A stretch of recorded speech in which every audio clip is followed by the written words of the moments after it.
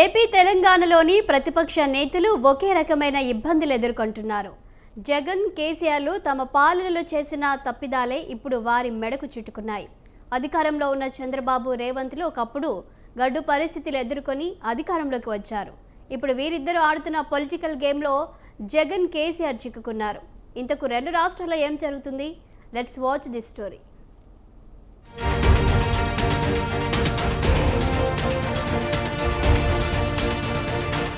ఒకప్పుడు బాధించిన వాళ్లే ఇప్పుడు బాధితులుగా మారారా?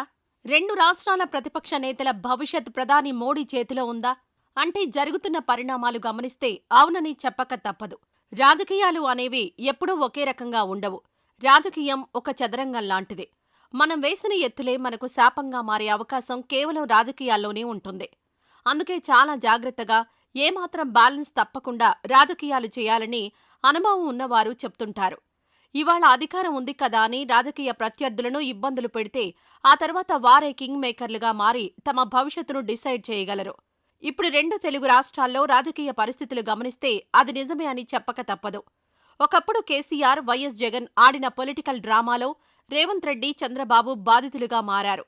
కానీ ఇప్పుడు ఆ బాధితులే రెండు రాష్ట్రాలకు సీఎంలుగా మారి వీరిద్దరి రాజకీయ భవిష్యత్తును నిర్ణయించే పనిలో పడ్డారు.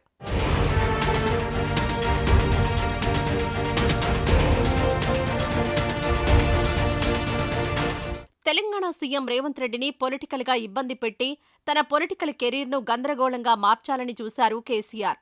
ఒకప్పుడు రేవంత్ రెడ్డిని చాలా తేలిగ్గా తీసుకున్నారు మాజీ సీఎం కేసీఆర్. అయితే రేవంత్ రెడ్డి అనూహ్యంగా తెలంగాణకు సీఎం అయ్యారు. అయినా అతని నాయకత్వాన్ని కేసీఆర్ ఇప్పటికీ అంగీకరించడం లేదు. కనీసం శాసనసభకు కూడా రావడం లేదు. రేవంత్ నాయకత్వాన్ని నిర్వీర్యం చేయాలని చాలా ప్రయత్నించారు. కానీ ఇప్పుడు అదే రేవంత్ రెడ్డి కాళేశ్వరం అవినీతి కేసీఆర్, హరీష్ రావు మెడకు చుట్టుకునేలా చేశారు. కాళేశ్వరం కేసును రాష్ట్ర పరిధిలోని సీఐడీకి అప్పగిస్తే తమదే పైచేయి అవుతుందని కేసీఆర్ టీం భావించింది. కానీ సీఎం రేవంత్ రెడ్డి అనూహ్యంగా సీబీఐకి అప్పగిస్తూ అసెంబ్లీలో తీర్మానం చేసి కేంద్రానికి పంపించారు.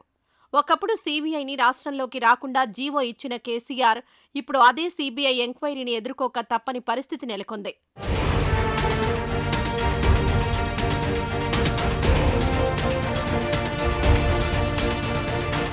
సీఎం రేవంత్ రెడ్డి నిర్ణయంతో కేసీఆర్ భవిష్యత్తు కాస్త ప్రధాని మోడీ చేతిలోకి వెళ్లిపోయింది.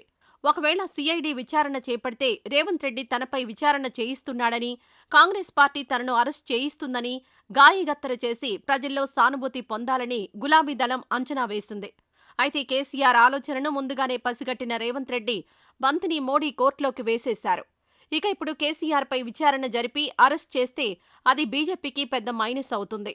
అంతేకాకుండా తెలంగాణలో అధికారంలోకి రావాలన్న తమ ప్రయత్నాలకు గండిపడుతుంది. అలా కాకుండా బీఆర్ఎస్ను బీజేపీలో విలీనం చేస్తే ఆ రెండు పార్టీల మధ్య ఎప్పటినుంచో ఒప్పందం ఉందని చెప్పి ప్రజల్లోకి కాంగ్రెస్ పార్టీ బలంగా వెళ్లేందుకు ఒక మార్గం దొరుకుతుంది. ఇలా ద్విముఖ వ్యూహంతో అడుగులు వేశారు రేవంత్. అందుకే రేవంత్ వ్యూహానికి ఇప్పుడు కేసీఆర్ శిబిరంలో వణుకు పుడుతోంది.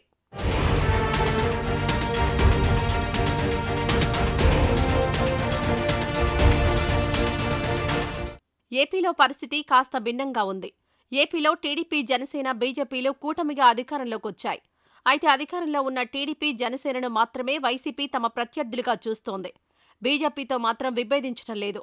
వైసీపీ స్టాండ్ ఏంటో ప్రజలకు కూడా అర్థం కాని పరిస్థితిలో ఉంది. రాష్ట్ర బీజేపీ విషయంలో ఒకలా, కేంద్రంలో ఉన్న బీజేపీ విషయంలో మరోలా స్పందిస్తూ గందరగోళానికి గురిచేస్తోంది. దీనికి అడ్డుకట్ట వేయాలని చంద్రబాబు భారీ స్కెచ్చే వేశారట. జగన్ హయాంలో జరిగిన మద్యం కుంభకోణాన్ని అందుకు ఉపయోగించుకోనున్నట్లు తెలుస్తోంది. మద్యం కేసును ఒక కొలిక్కి తెచ్చి దాన్ని చివర్లో సీబీఐకి అప్పగించాలని చంద్రబాబు ప్లాన్ చేశారట. జగన్ విషయంలో మోడీపై ఒత్తిడి తేవడానికే సీబీఐకి అప్పగించాలని చంద్రబాబు భావిస్తున్నారట.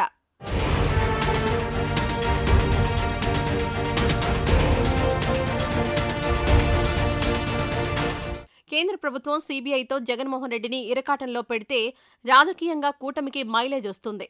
అదే జగన్మోహన్ రెడ్డి విషయంలో బీజేపీ ఉదాసీనంగా వ్యవహరిస్తే మాత్రం చంద్రబాబు రాజకీయ అడుగులు మారే అవకాశం ఉంటుందనే చర్చ జరుగుతుంది. గతంలో చంద్రబాబును జగన్ అరెస్ట్ చేయించారు. అక్కడి నుంచే ఏపీ రాజకీయం పూర్తిగా మారింది. కూటమి అధికారంలోకి రావడానికి ఆ అరెస్టు కీలకంగా మారింది. ఇప్పుడు తాను జగన్ను అరెస్ట్ చేయిస్తే సానుభూతి వస్తుంది. అందుకే సీబీఐని రంగంలోకి దించడానికి చంద్రబాబు స్కెచ్ వేసినట్లు తెలిసింది.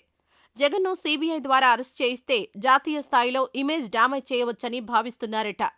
ఈ కేసులో సీబీఐ పట్టు బిగించి జగన్ పాత్రను బయటపెడితే మాత్రం వచ్చే ఎన్నికల్లో జగన్ మరింత ఇబ్బందికర పరిస్థితులను ఎదుర్కోక తప్పదు.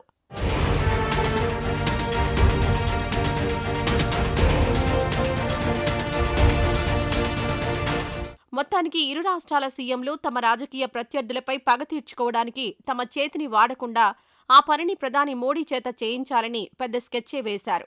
ఇప్పుడు రెండు రాష్ట్రాల ప్రతిపక్ష నేతల రాతలు మోడీ చేతిలో పడ్డాయి. మరి కేంద్రం ఏం చేయబోతోందో వేచి చూడాలి.